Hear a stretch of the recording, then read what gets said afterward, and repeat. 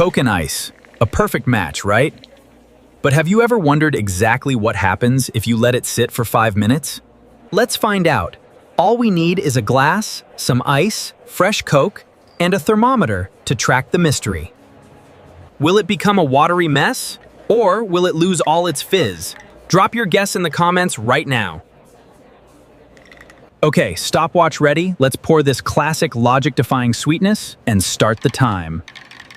NOW. 1 minute in.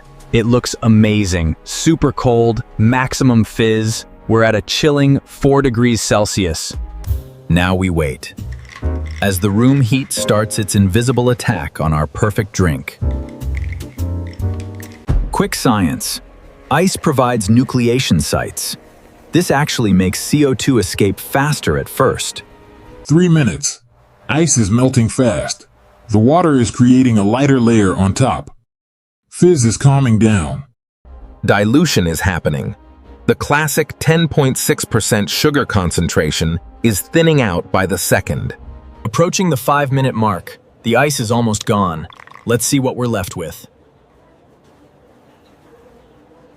Time's up. Visual check. Watery, significantly less carbonation, and the temperature has doubled to 9 degrees. Taste test, yeah.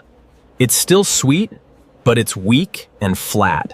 The refreshing bite is completely gone. So, what happens? Heat melts ice, watering down flavor, and ice's rough surface helps push all the fizz away. Pro tip for Coke purists: chill your glass beforehand to minimize ice melting. Try it yourself, like this video, and subscribe for more fun logic testing DIY experiments. Drink responsibly.